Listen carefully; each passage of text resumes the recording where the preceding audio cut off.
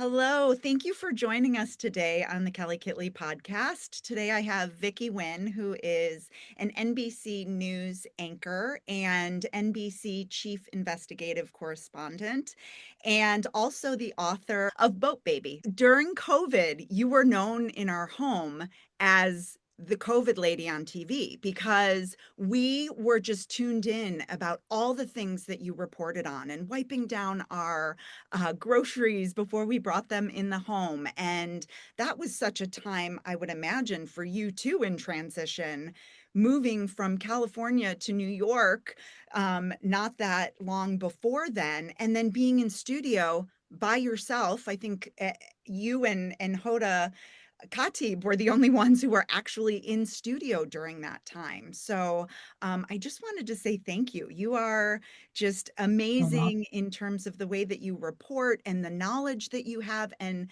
you're so trusted by your viewers.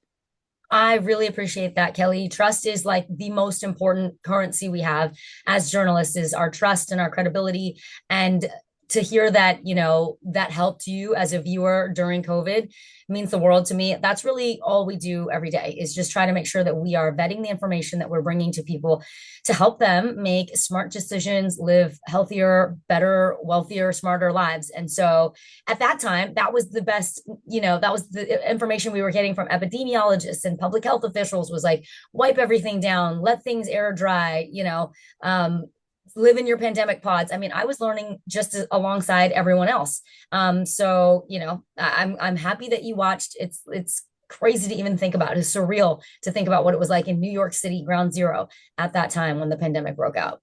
Well, and girl, I mean, you were have been a local legend in news, but to move with your husband and your parents and your three girls across the country during that time, I can't even imagine what that was like for you taking this risk professionally and then personally all of this is going on. You're living a parallel life with all of us in the time of a major transition.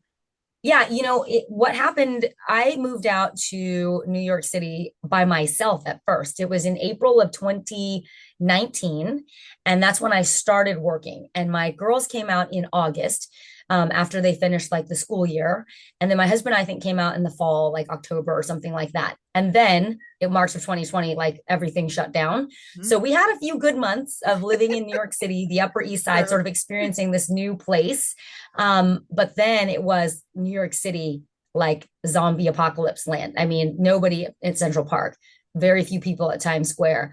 The New Yorkers had New York for themselves. And then even the people who lived in New York City, as I learned, a lot of people who live here have like another home somewhere else. They have an apartment in the city, but then they have a place out in the country. And Mhm. so a lot of people fled out to their country houses. So it was so eerily empty and quiet. And I remember doing an Easter egg hunt like in Central Park, and we hid the eggs all over the park and had the whole corner of the park to ourselves. Like nobody bothered us. It was just so weird and quiet.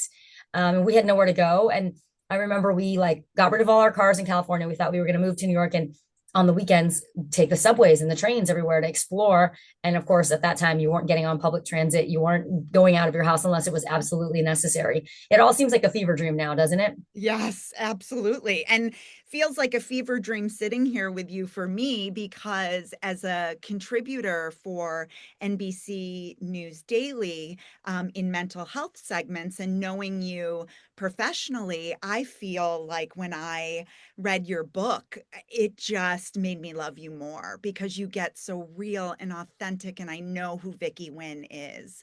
And so can you tell the listeners about what that was like for you to revisit and tell your story as a refugee from Vietnamese, as a baby coming to America with your parents. I know you probably don't have any memory of that transition, but for you, the entire shift in your whole culture and existence and what you went through, you are so inspiring and resilient. And that just comes through in every page of your book. thank you, Kelly, first of all, for all of your support, for being such a warm and wonderful and responsive reader, and for sharing your thoughts with me. It means the world to me because I think the best part of having a book in the world, as you know, is when you get that feedback from your readers. And everything that you said is everything I hoped a reader would get out of it. I want people to know me and also understand the experience of what it's like to be a refugee to the United States of America. And in one generation, to now be working at NBC News as a correspondent and as an anchor, the American dream is very much alive. And I know that it can be challenging and difficult, and the news headlines and what's happening every single day is overwhelming. Mhm. Um, but my hope is that people will read a story like mine and know that that I exist, that this is possible, that there is genuine kindness and goodness in the hearts of most American people, and that this country, what makes this country great, is its diversity. The fact that we have so many different cultures and languages and ideologies and religions all in one place. There's no place like the United States of America. And this is what makes us great because it leads to innovation. That diversity leads to conflict, sure, but diversity also creates so many opportunities for understanding and for learning and for becoming a better person in your own corner of the world. The fact that we don't live in a homogenous place and that we have all of these opportunities around us to learn about different people, cultures, upbringings, it just makes us better as individuals. So I feel very fortunate that I went through this experience, and I feel very fortunate in the way that my family was welcomed. And I know that families like our sponsor family, like the churches that helped us resettle in America, I know those people still exist today in 2025, and don't always believe what you see and hear and read. Mhm. Go out in your community and experience for yourself. Have conversations with your neighbors, with the people you're waiting in line with the person at the grocery store, with the person you're sitting on the bleachers with at the little league game. You will find that we have so much more shared humanity than what divides us. And I think that at the core of Boat Baby, that's really what this story is about. It is a reminder of our shared humanity and the goodness that exists today. I'm living proof of it. Absolutely. You are so well spoken, and that is such a clear vision and call to action for people too. How can you get to know people in your community who may look different than you or speak a different language, that we do have more in common than we don't. And something that you say in your book is, sometimes all it takes is one person to have your back and to believe in you.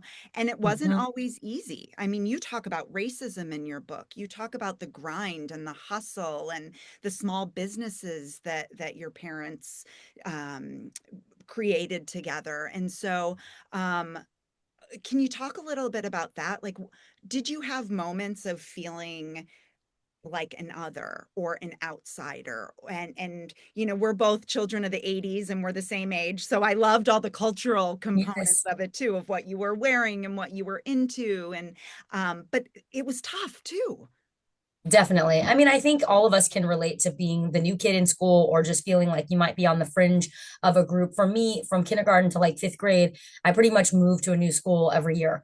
And so I think it was tough being the new kid, but as an adult, I'm really grateful that I was in so many different environments because it helped me flex that skill of adaptability. It taught me how important it is to be able to adjust to your surroundings and figure things out. And it makes you feel capable. I think when you have a tougher childhood or just a childhood where things aren't super simple and easy and laid out for you and you go through K through 12 in the same place with the same loving family and neighbors, I think when you have some challenges as a kid, it does just better prepare you as an adult because my job today now is to be able to deal with change all the time. As a journalist, especially in broadcast, your story can be one thing at noon and then it's something different at 5 or 6 p.m. And by the time you get on TV at 11 p.m. again, it could change. So that kind of childhood, moving around a lot, not always feeling like you fit in because your food was different, your culture was different, you look different. It's helped me so much now because I have a certain level of confidence that I think has been growing since I was a kid that, hey, I got this. I'll be able to figure it out at some point. Now, it wasn't super easy, but I will say my parents were so busy doing their own thing, figuring out work and how to run their small businesses and how to survive and provide for me in this country that they just relied on me to do school as my job and figure things out. They were the opposite of helicopter parents. And I look back and I think that helped me, feel capable and get a sense of self-reliance, which I think is important, and build a sense of independence. And it helps me inform my own parenting now with my girls, where like I know a lot more about the system, about how things work than my parents did when they were in my shoes. And it's tempting to call the teacher, email the coach, jump in, intervene, do the things. And I don't. And I'm happy that I don't do that because I know what that will do for them. When my middle daughter had to quit Taekwondo, she made it to black belt level, but she's doing a bunch of other sports. She has a lot of school commitments. She's in high school now. Things are just getting really busy. She decided that Taekwondo was no longer going to be a sport that she was going to pursue. And we understood it's time consuming. We were very proud of her for getting to a black belt. And we said, okay, then just make sure you tell your master O, that, you're done. And she did not want to do it. Obviously, that's really something very challenging to do as a 13-year-old. It's intimidating and it's tough, and you don't want to tell someone you're going to quit. But at the same time, it was important for her to respectfully inform her teacher. And so after a lot of kind of back and forth and role playing and, giving her suggestions on how she could say it and what that was going to feel like and what it was going to be like, it became time for her to go and have that conversation. And I give a lot of credit to my husband because he was the one that suggested it and I supported it fully. And then she went and spoke to her teacher, and he listened and he understood and he had a long conversation with her, and he told her how much he respected her for telling him. Because most parents would just email like, hey, we're not doing this anymore, Odessa's done, Mhm. whatever, done, easy, simple. The kid has no accountability, no responsibility, no crucial confrontation or crucial conversation, right? Yeah. But because she did that, I think it really empowered her and made her feel like, look, I have it in me. I can have a tough conversation. I can tell someone something that, I don't want to say and they're not going to want to hear, but at the same time, like I'm capable. And I was just so like grateful to the teacher because I mean, kids come and go. Like Taekwondo isn't something that everybody does for the rest of their lives. He's heard this conversation before, but he was so supportive and encouraging and understanding. So he did his part as a person in the community, a grown up in our daughter's life. We did our part in enabling her to go and do it and kind of putting her in a hot spot to do it. And then she did her part by stepping up and actually having that conversation. So I think that, a lot of the way that I was raised helps me raise my kids with more understanding and the ability to trust that they can do the hard things. Hmm. Which your parents totally trusted you to do the hard things. I mean, some of Yeah, the it was by stories. necessity. I mean, I think any working parent can tell you the same, or a single parent. Like Yes. sometimes, your kids get raised the way they get raised because there is no other choice. Your back is to the wall. That's another theme, I think, in Boat Baby, because had I maybe had a more comfortable environment when I was starting out in this business at 21 years old, making $26,000 a year, had I a big windfall or financial cushion to fall back on, or parents who were very comfortable financially or something, maybe like when the going got tough, I might have bailed. I might have said, let me go to my plan B or my plan C or my plan D, because working nights and weekends and mornings is really tough. And being a part, like, in Orlando and Reno and Phoenix, and being away from my family and my then boyfriend, now husband, all of that was tough. Hmm. But at the time, my back was to the wall too. I didn't feel like I had other choices. It was just take it day by day, assignment by assignment, every story, try to make it better than the next, and just keep going, because I didn't have a fallback. I didn't have somewhere else to go. Hmm. But now look, I'm in my dream job. I'm so happy to be working for NBC News. I feel really blessed because I have one of the few jobs in network news where I have a lot of autonomy. I have a lot of control over my schedule. I have a lot of control over the types of stories that I do, the pitches that I make, and then the stories that come to me. I love the learning aspect of my job every single day. I love the people I get to work with, and I love the impact that the work has. So for me, I don't know that I would have gotten here had I, been super comfortable in my 20s and 30s. I think because I really had to keep grinding it out, it led me to where I am. And you think about how things happen for a reason, and fate brings you where you need to be. And just you don't worry about the things you can't control. You just worry about what you can, which is your work ethic, your attitude, and how you treat other people. It's honestly, at the end of the day, life is pretty simple if you follow some basic principles. Oh my gosh.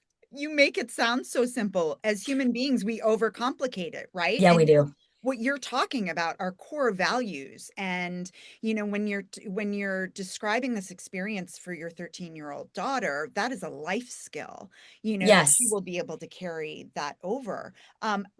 And also, when you're talking about her, I'm thinking about the fact, weren't you 14 when you and Brian first started dating?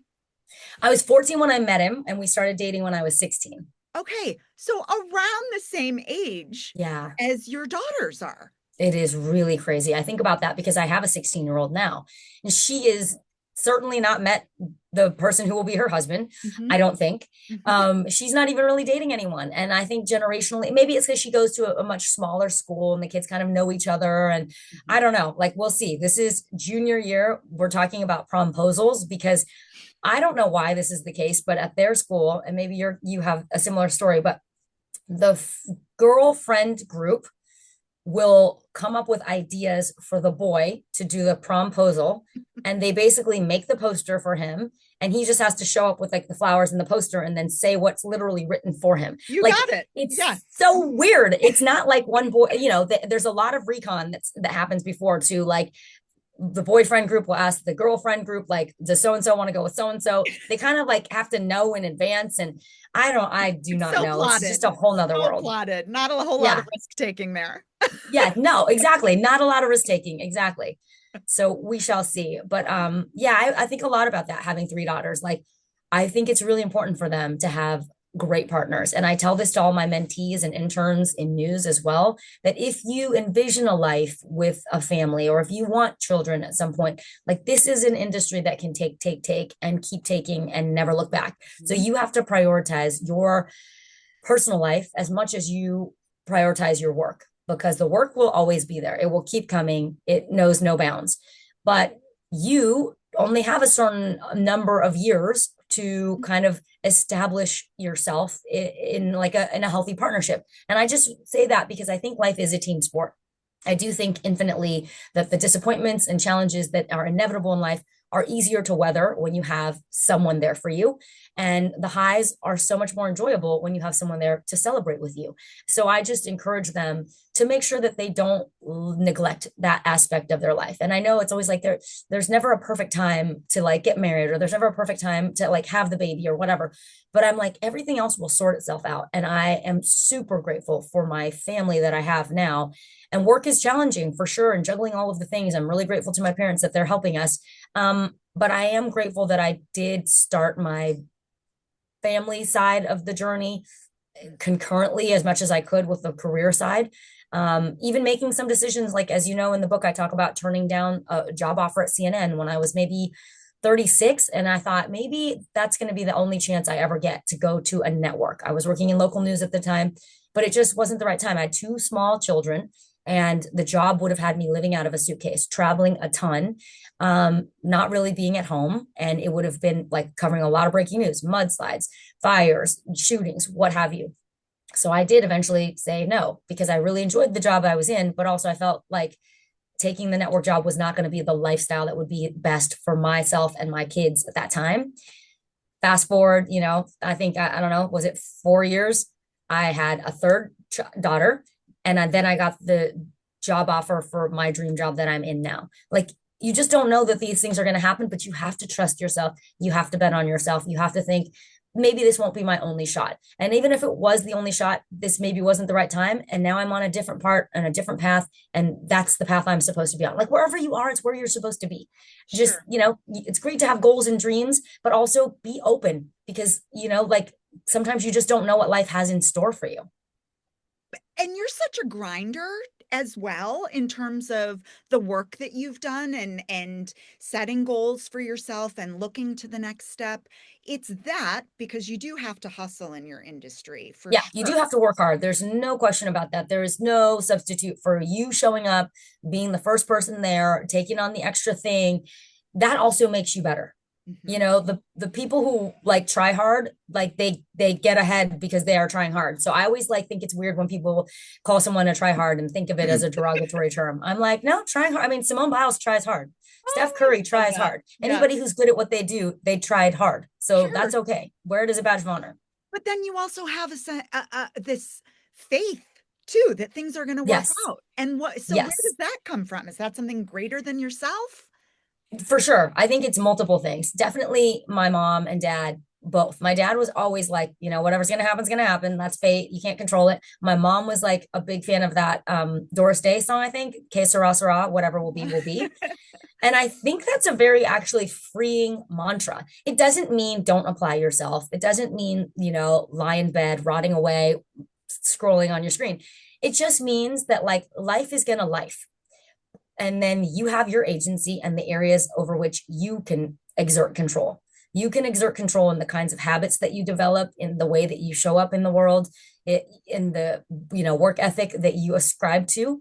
And then also like I do pray. I definitely believe in a like a higher being, something out there. I just like to believe that there is something that connects us all, whether it's energy or God or whatever.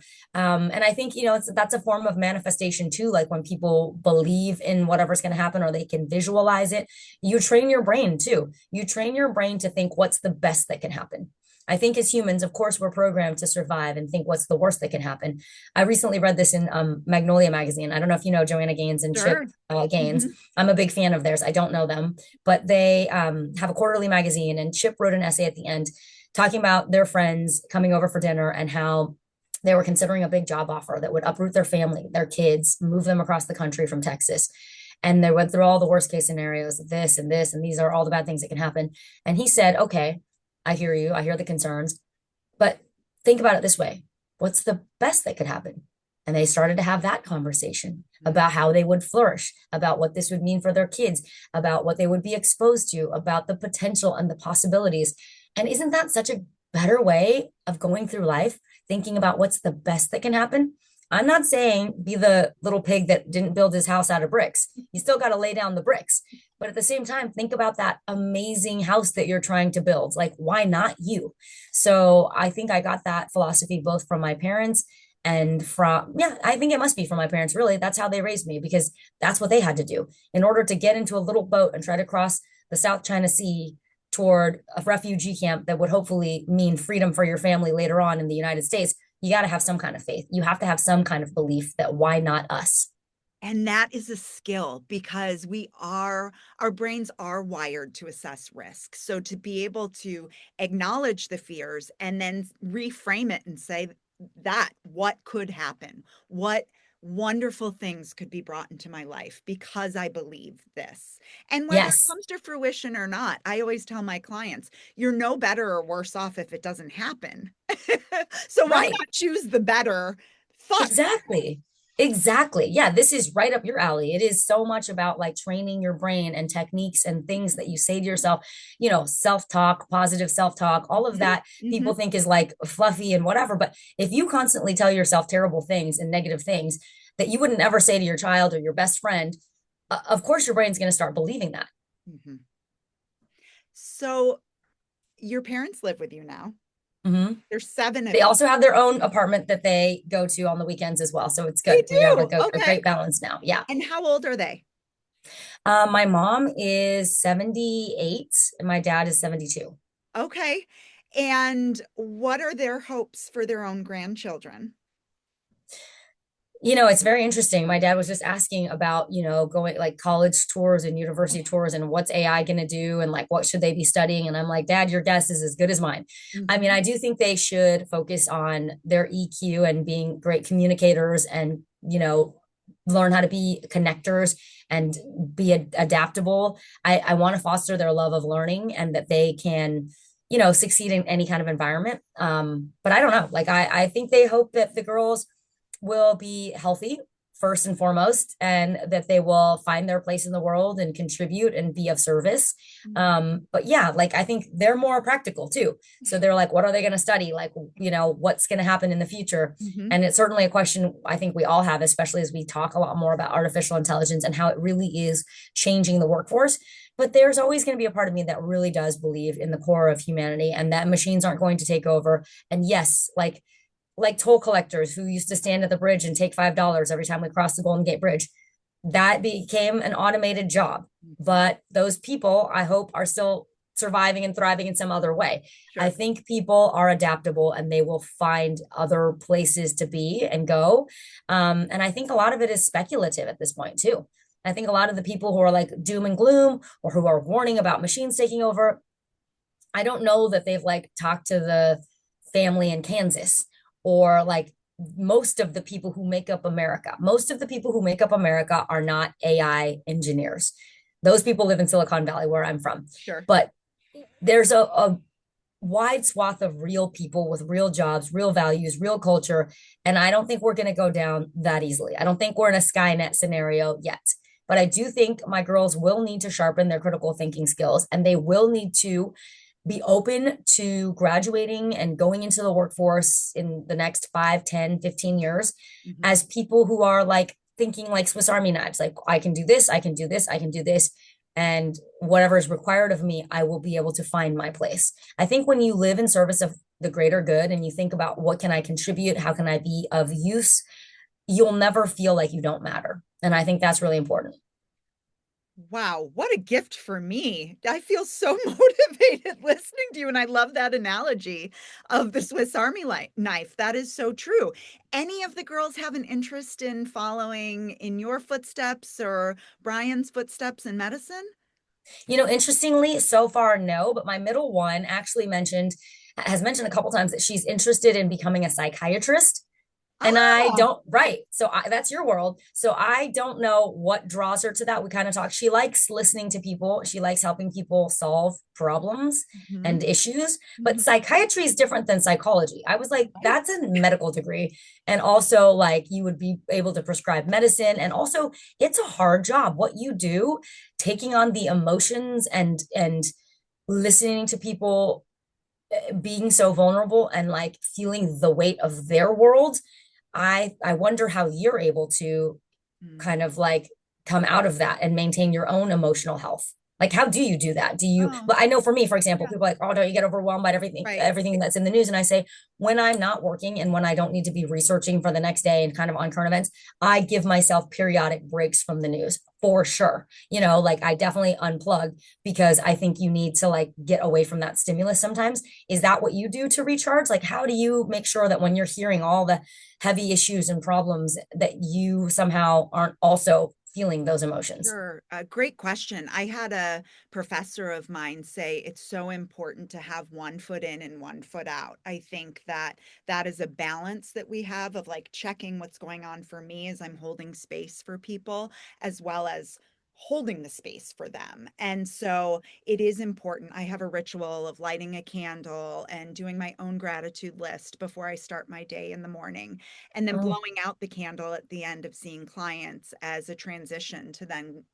I'm in my basement of my home to then go upstairs and see my 4 kids and try to make that transition. And, the balance of that, especially as working moms and women, of yeah. the physical exercise, the mental load that we carry, the career piece, the social, we're trying to juggle all of these balls and sometimes we do it better than others, but I think at the core of it is loving what you do. And I think that is very true for both of us. When you are passionate about Yes. the work you do, I'm excited to get up in the morning and start my day. So, Yeah. I um, love that. And I think that I will add that too to what I think about what I want for my girls is like I do want them to love what they do. I do want them to enjoy, like what the day is going to bring. Because the reality is we do spend a lot of time at work if they work.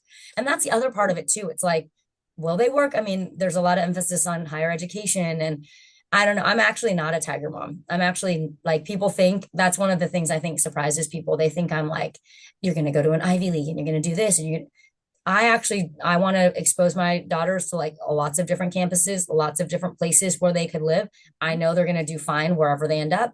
I know that they'll thrive, and I want to make sure that they don't feel this extra pressure from me because they're already getting it from their peers, from their school, from the world around them. That I want to be a safe place for them to know that they are enough. The diploma, the whatever, it doesn't matter. And if I like actually was surprised at myself when my kids were little. I was like, honestly, I don't really, if they don't want to pursue higher education, they want to go right into working or doing whatever, I would mhm. be fine with that. As long as they can support themselves, they're not going to be relying on a partner for like, they don't have like a financially dependent situation. I don't want that for them. But aside from that, yeah, I do want them to love what they're doing and wake up and feel like they matter and that they're contributing to the world in some way. Mhm. Well, and you radiate that through the screen, whether you're on the Today Show, whether you are doing investigative corresponding and reporting, or whether you're anchoring your show. And I am so grateful that you are on a broadcast, that we can see you every day, and you have been such a light for so many people. I will put the link to buy your book in the show notes. It is so Thank you. wonderful. And yes, I love holding a book and reading it, because it's so intimate. But I have to tell you, I listened to your book on audio, and to hear you speaking Vietnamese and to hear your voice telling your story just was such a joy. Whether somebody knows you or not, I think that it just really makes the reader feel closer to you. So Well, thank thank you so much, Kelly. I really enjoyed spending time with you and thank you for your thoughtful questions. absolutely.